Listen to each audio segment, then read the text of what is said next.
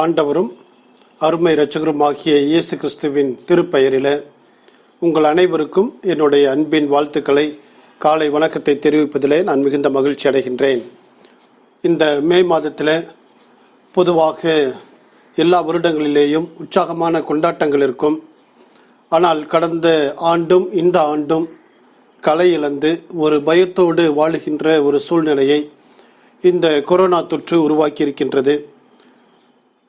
அநேகருடைய மரணங்களை நாம் கண்டு மனம் கலங்கி இருக்கின்றோம், துவண்டு போயிருக்கின்றோம்.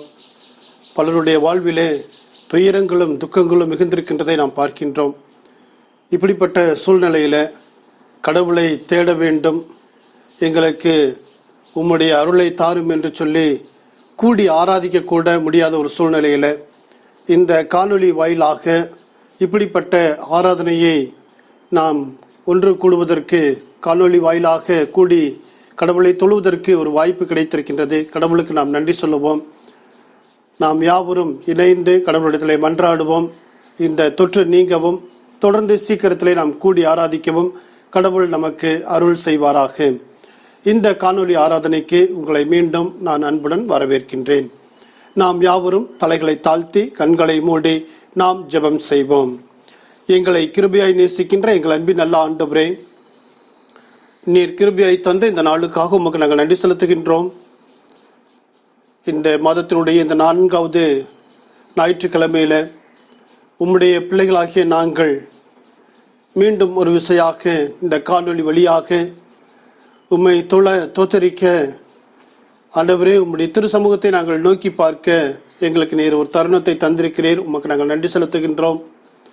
யாரெல்லாம் இந்த காணொளி வாயிலாக உம்மை நோக்கி பார்க்கின்றார்களோ, அப்பா பிதாவே என்று சொல்லி உம்மை அழைக்கின்றார்களோ, ஒவ்வொருவருக்கும் நீர் இறங்கவும், ஒவ்வொருவருடைய தனிப்பட்ட வாழ்விலும் இருக்கின்ற கவலைகள் கண்ணீர்கள் யாவற்றையும் நீர் மாற்றி உம்முடைய அருளை, மகிழ்ச்சியை, சமாதானத்தை, பாதுகாப்பை நீர் தந்து வழி நடத்த நாங்கள் வேண்டியிருக்கின்றோம்.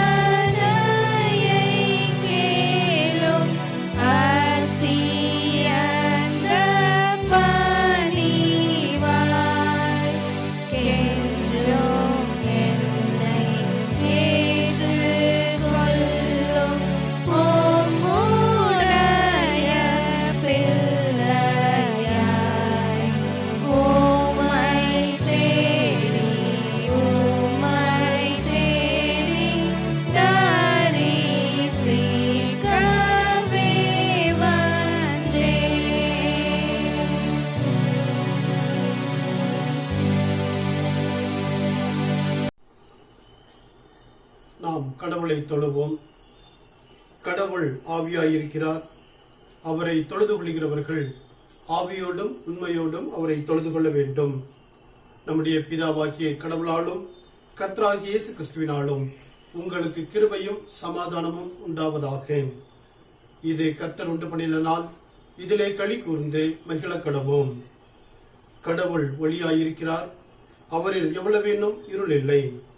அவர் ஒளியில் இருக்கிறது போல நாமும் ஒளியிலே நடந்தால் ஒருவரோடொருவர் ஐக்கியப்பட்டிருப்போம். அவருடைய குமாரனாகிய இயேசு கிறிஸ்துவின் ரத்தம் சகல பாவங்களையும் நீக்கி நம்மை சுத்திகரிக்கும்.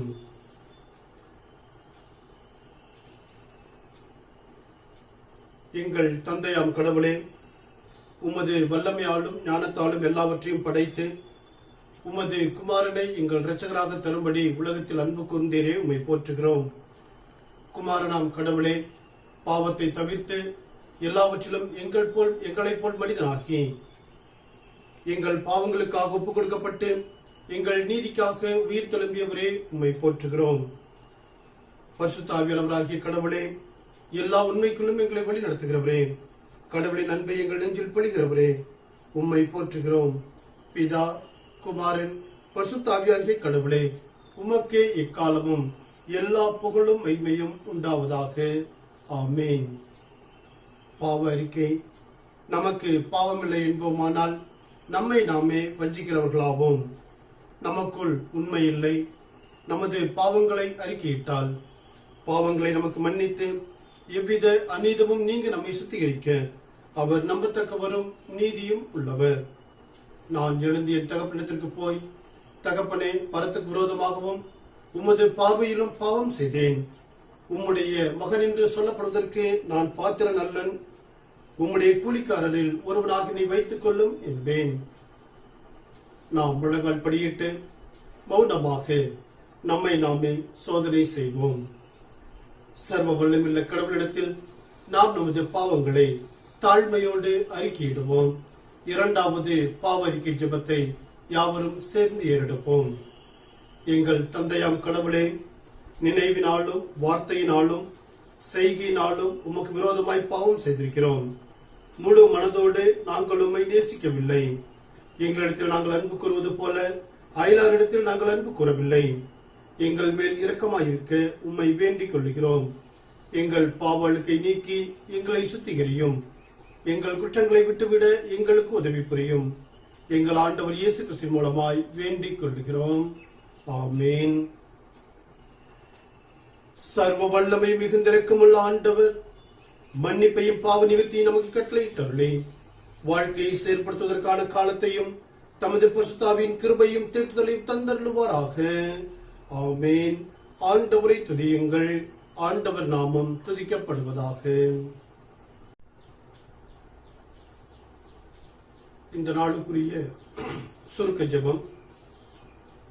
எங்களின் புதுப்பித்தலுக்கு காரணகர்த்தாவும் தூய ஆவியை தருபவருமாக்கிய இரக்கமுள்ள கடவுளே, பெந்தகோஸ்தே நாளில் வாழ்வளிக்கும் ஆவியை தரிசனத்தின் மூலமும் பலத்த காற்றின் மூலமும் நெருப்பின் நாவுகள் மூலமும் நீர் எங்களுடைய முன்னோர்களுக்கு வெளிப்படுத்தினதற்காக உமக்கு நன்றி செலுத்துகிறோம்.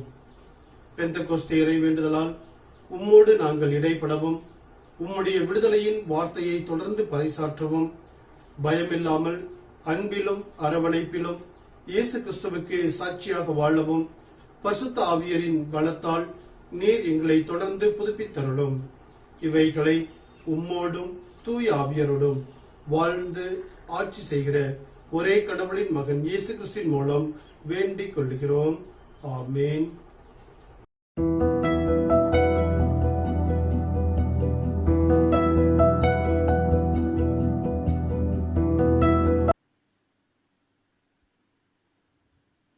வாசிக்கும்படியாக தெரிந்து கொள்ளப்பட்ட வேத பாடம் அப்போஸ்தலர் 2ஆம் அதிகாரம் வசனங்கள் 1 முதல் 11 வரை.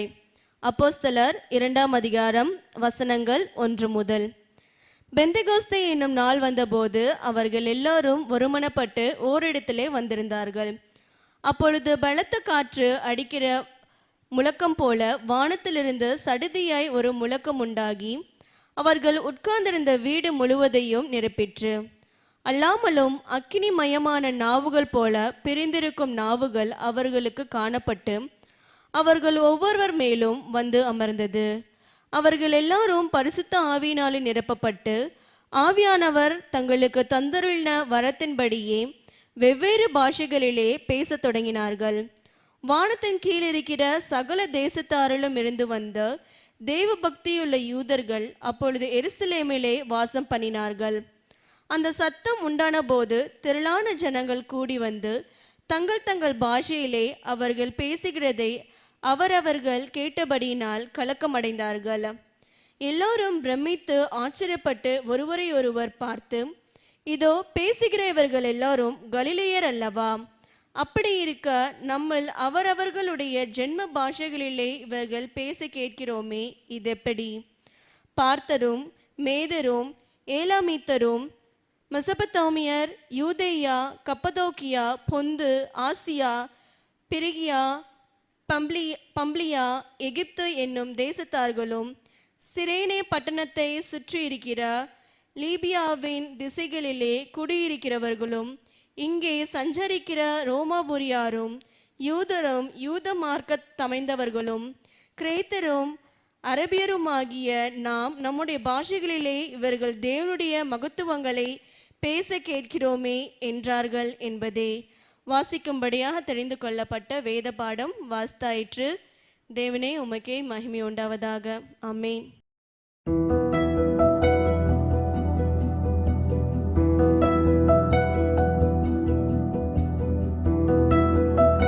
இந்த பப்பட் ஷோவின் தலைப்பு கர்த்தருக்கு காத்திரு, விழித்திரு, விசுவாசத்தோடு ஜெபித்திரு.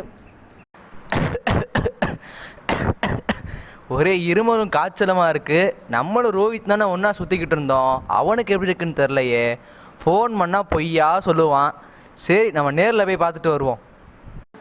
ரோஹித் வீட்டுக்கு தானே வந்திருக்கோம். ரோஹித் எப்பவுமே வெளியே தான் இருப்பான். என்ன அவன் வீட்டு கதவெல்லாம் பூட்டியிருக்கு, கதவில் தூசியாக வேறு இருக்குது. இருக்கானா இல்லையான்னு தெரிலையே. சரி, அந்த காலிங் பெல் அமர்த்தி பார்ப்போம். ஏன்னா பக்கத்தில் கால்குலேட்டரை மாட்டி வச்சுருக்கான். சரி, காலிங் பெல் அடிப்போம்.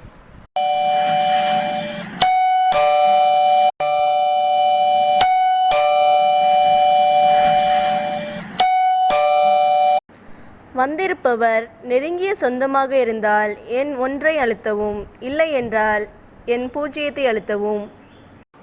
என்ன திடீர்னு இங்கேருந்து சவுண்ட்லாம் வருது? என்னவோ சொந்தக்காரங்கெல்லாம் கேட்குது. சரி, நம்ம நெருங்கின சொந்தக்காரங்க தான். சரி, ஒன்று அமுத்துவோம். வந்திருப்பவர் ஆணாக இருந்தால் எண் 2 அழுத்தவும், பெண்ணாக இருந்தால் எண் 3 அழுத்தவும். இது வேறையா? சரி, நம்ம ஆண் தானே, 2 அமுக்குவோம்.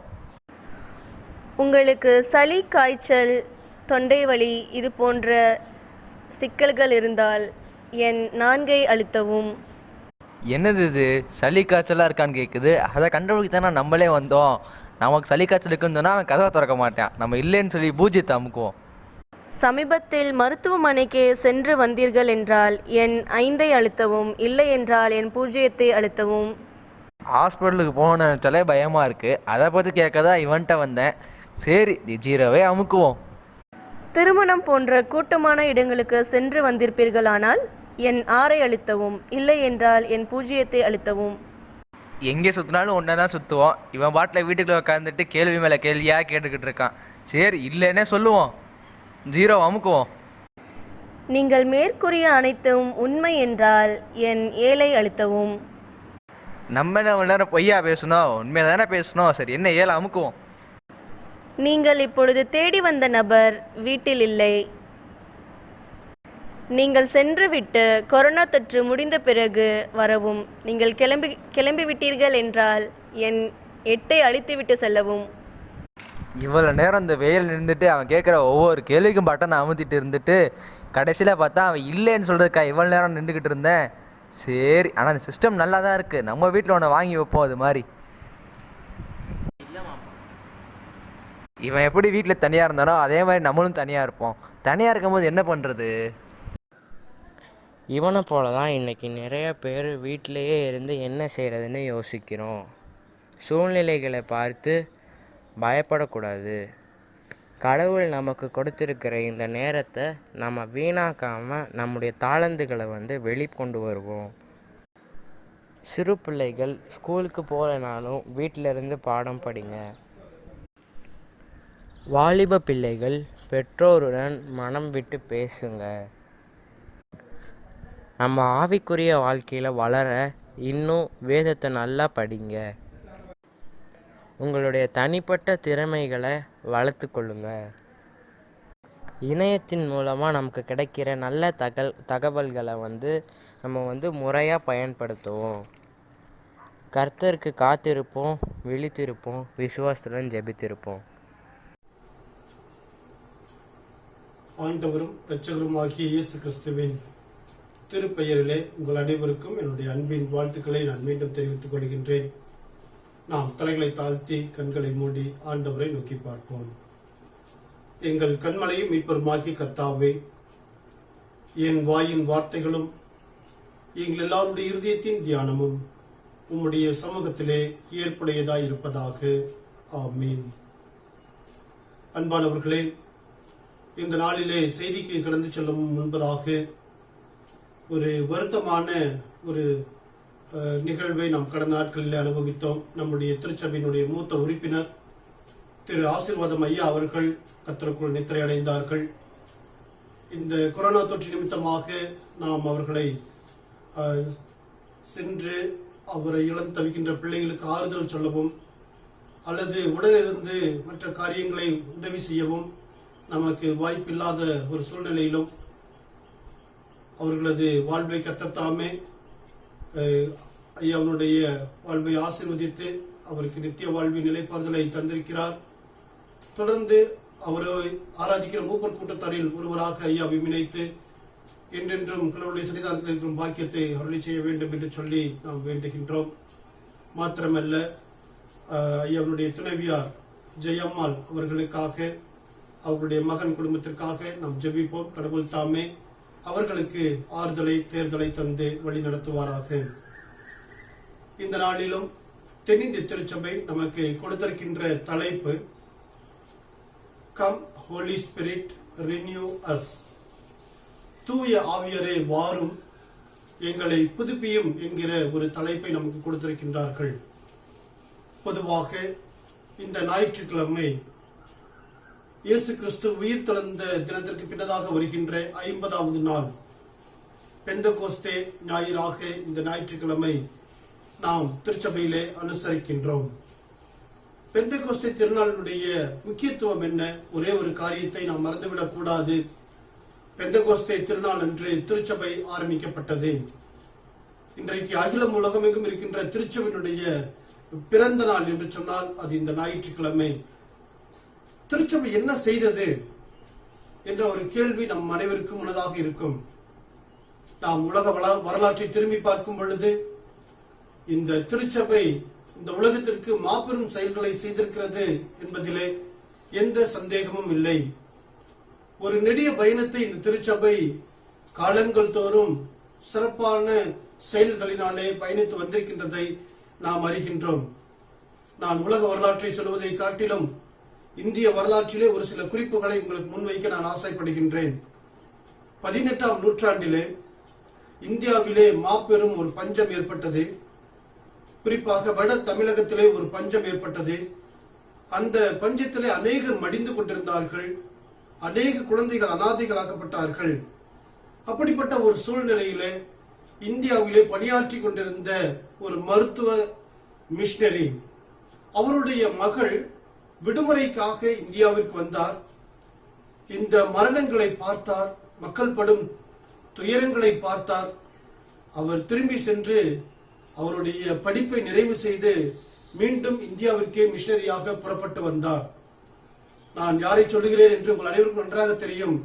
இன்றைக்கு தமிழகத்தினுடைய மிகச்சிறந்த அல்லது தெற்காசியனுடைய மிக சிறந்த மருத்துவமனையாக விளங்கும் வெள்ளூர் மருத்துவமனை தான், சிஎம்சி மருத்துவமனையுடைய நிறுவனர் ஐடாஸ்கர் அவர்கள் தான் அன்றைக்கு திருச்சபைக்கு ஒரு தூணாக அல்லது திருச்சபை பணியின் ஒரு மையமாக அவர்கள் இந்திய தேசத்திலே பணியாற்றினார்கள்.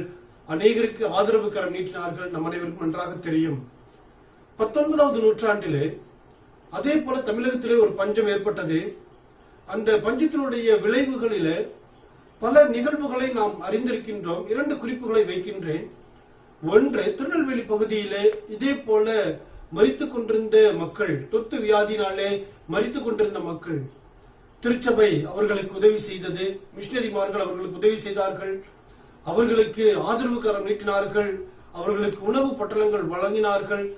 அதே போல நம் அனைவரும் நன்றாக தெரிந்த நம்முடைய திருமண்டலத்தினுடைய மேற்கு பகுதி, கரூர், தாராபுரம் பகுதிகளிலே அல்லது அமராவதி காவிரி கரையிலே ஏற்பட்ட அந்த பஞ்சத்தின் பொழுது மிஷனரிகள் ஆதரவு கரம் நீட்டி மரித்து போன அநேகருடைய பிள்ளைகளை தத்தெடுத்து வளர்த்து இன்றைக்கு அவர்களுடைய வாரிசுகள் தான் திருச்சபையிலே இருக்கின்றோம் என்பதை நாம் உணர்ந்திருக்கின்றோம்.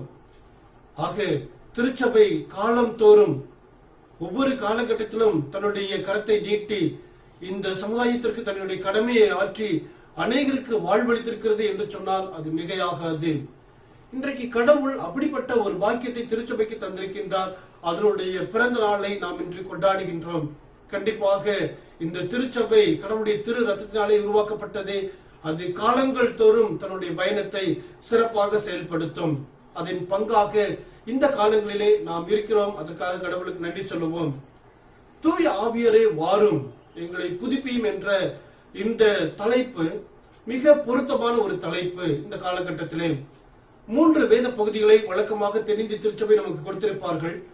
அந்த 3 பகுதிகளை உங்களுக்கு ரத்தின சுருக்கமாக அடிக்கோடிட்டு காண்பிக்க நான் விரும்புகின்றேன்.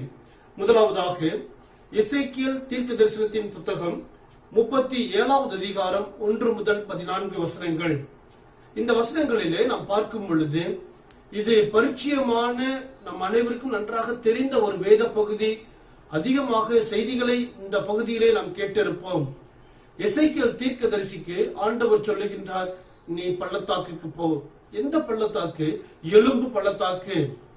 பலருடைய பிண குவியல்கள் அந்த குவியல்களில காய்ந்து போய் மெஞ்சி இருக்கிற எலும்புகள் மாத்திரம் அங்கே குவிந்து கிடக்கின்ற அந்த பள்ளத்தாக்குக்கு நீ போ என்று சொல்லி கடவுள் சொல்லுகின்ற ஒரு காரியம். அங்கே சென்று தீர்க்க தரிசனம் உருவாக்க வேண்டும்.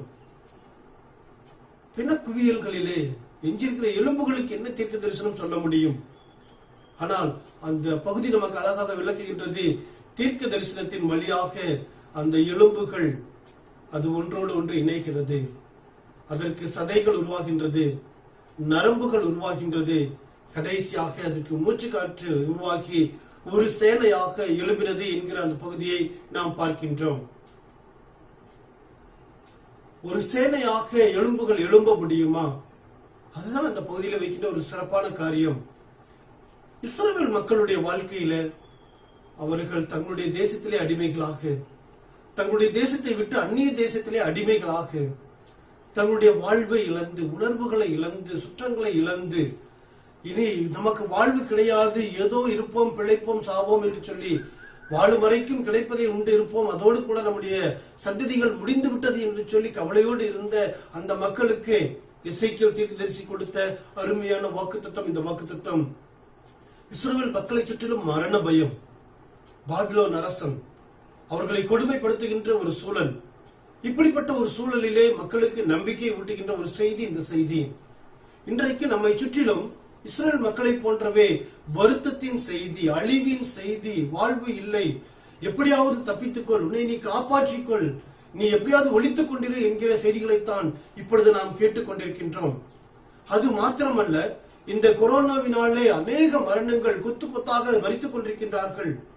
அனுதினமும் செய்தியில என்ன வாசிக்கிறதை கேட்கின்றோம், எத்தனை பேர் செத்தார்கள் என்ற செய்தியை சொல்லிக் கொண்டிருக்கின்றார்கள். கொத்து கொத்தாய் செத்துக் கொண்டிருக்கிறார்கள். மருத்துவமனைகளிலே இடம் இல்லை, ஆக்சிஜன் பற்றாக்குறை, அல்லது இன்னும் சொல்ல போனால் மயானங்களிலே இடம் இல்லை, அடக்கம் பண்ணுவதற்கு வழி இல்லை. இப்படிப்பட்ட செய்திகளைத்தான் நாம் தொடர்ந்து கேட்டுக்கொண்டிருக்கிறோம். இப்படிப்பட்ட நேரத்தில் அன்றைக்கு எசேக்கியேலுக்கு கடவுள் கொடுத்த அதே வார்த்தையை நாம் மீண்டும் திரும்பி பார்ப்போம். கடவுளுடைய வார்த்தை அவர்களை உயிர்ப்பிக்கின்றது. அந்த மூச்சு காற்றை கொடு என்கிற வார்த்தைக்கு ரூவா என்கிற வார்த்தை, எபிரேய வார்த்தை வருகின்றது.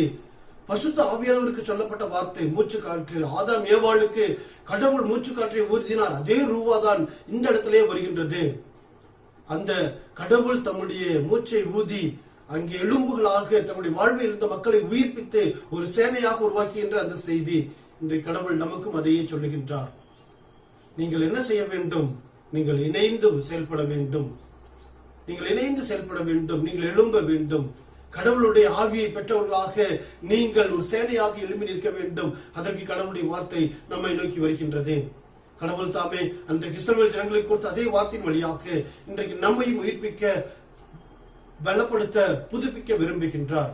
பரிசுத்த ஆவியானவரே எம்மை புதுப்பியும். இந்த தொற்றுகளினாலே அல்லது எங்களை சுற்றி இருக்கிற சூழ்நிலைகளாலே நாங்கள் பலன் இழந்து அல்லது சோர்ந்து போய் இருக்கின்றோம். மரணத்தோடு நாங்கள் மரண பயத்திலே இருக்கின்றோம். மரண செய்திகளை கேட்டு கலங்கி போயிருக்கின்றோம். எங்களை நீர் புதுப்பியும். உம்முடைய ஆவினாலே எங்களை பலப்படுத்தும் என்று சொல்லி கேட்போம்.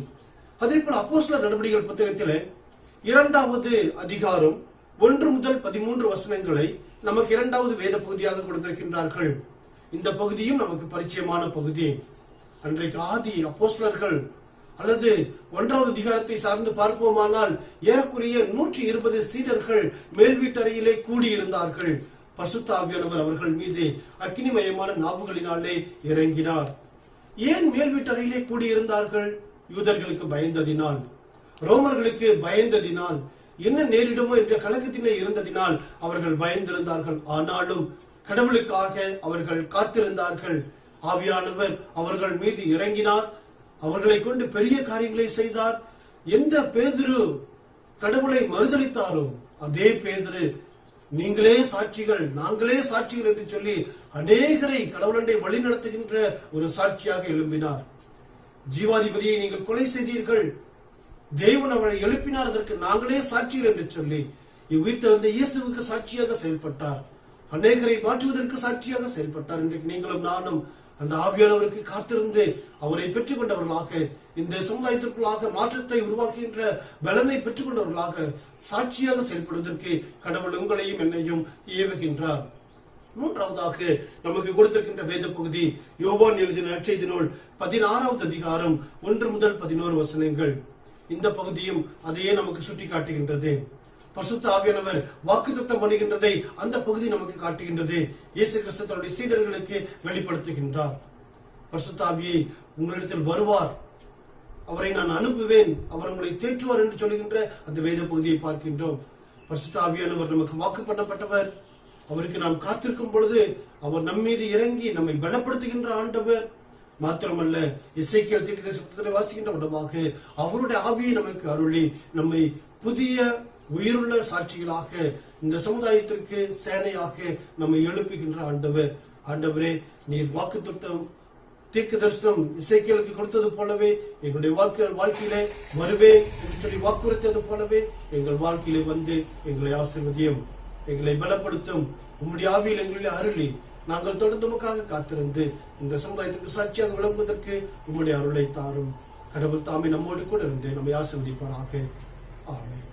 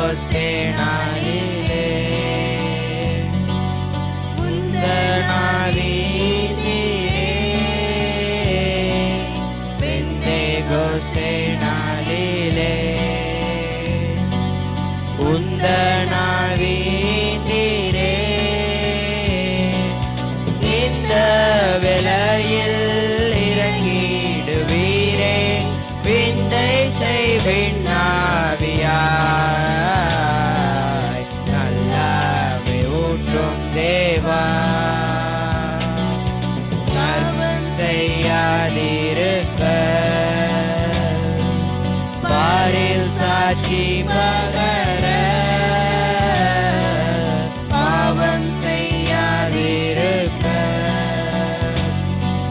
பாரில் சாட்சி பகர பார்மீட்க வந்த பரமானையே பாரோர்க்கு எடுத்துரைக்க நல்லாவே ஊற்றும் நற்கனி நான் தர நித்தம் தூதி பாட நல்லாவி ஊற்றும் தேவா, நல்லாவி ஊற்றும் தேவா.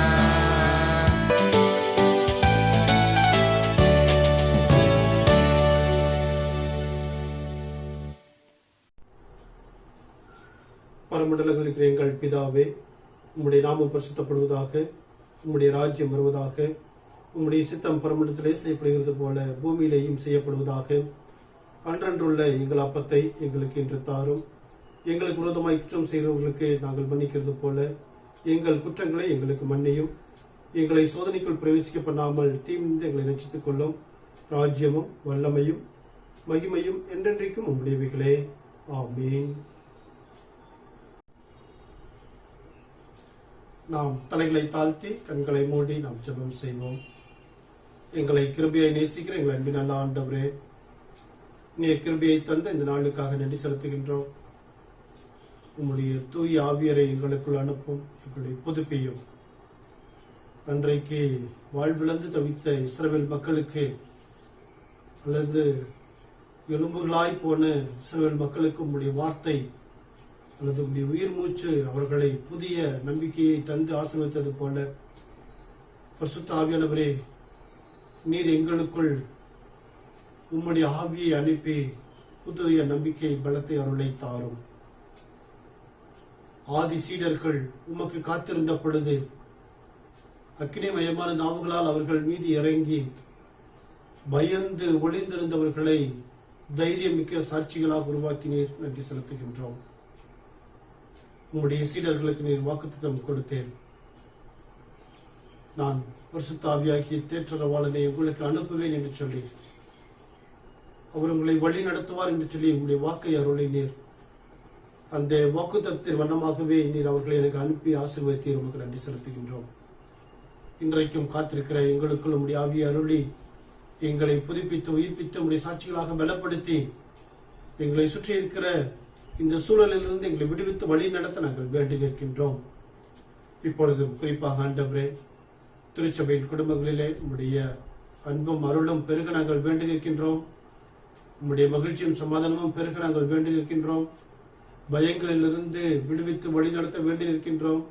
உம்முடைய பரம பாதுகாப்பினாலே நீர் எங்களை பாதுகாக்க நாங்கள் வேண்டி நிற்கின்றோம். தொடர்ந்து ஒருவருடைய தேவைகளை நீர் சந்திக்க நாங்கள் வேண்டி நிற்கின்றோம். ஒருவருக்கு ஒருவர் எப்படி உதவி செய்வது என்று கூட தெரியாத ஒரு சூழ்நிலையிலே நாங்கள் இருக்கின்றோம். ஒருவரை ஒருவர் சந்திக்க முடியாத ஒரு சூழ்நிலையில இருக்கின்றோம். ஒவ்வொருவரையும் தேவரே நீர் பாதுகாத்தருளும். குறிப்பாக ஆண்டவரே, யாரெல்லாம் பலவீனம் என்று சொல்லி உணர்கின்றார்களோ ஆண்டவரே, ஒவ்வொருவருக்கும் நம்முடைய உன்னத பலத்தினால் தந்து நீர் தாமே அவர்களுடைய பலவீனங்களிலிருந்து விடுதலையை தந்து நீர் ஆசீர்வதித்து வழி நடத்தும்.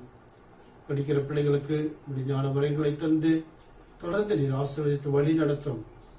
அன்பின் ஆண்டவரே, பல்வேறு தேவைகளோடு காத்திருக்கின்ற பிள்ளைகளுக்கு உம்முடைய அருளை தந்து அவருடைய தேவைகளை சந்தித்து நீர் ஆசீர்வதியும். குறிப்பாக இந்த நேரத்தில் எங்களுடைய திருச்சபை மூத்த உறுப்பினராகி காலம் சென்ற ஆசீர்வாதம் ஐயாவுக்காக அவர்களுடைய குடும்பத்தின் பிள்ளைகளுக்காக நோக்கி பார்க்கிறோம்.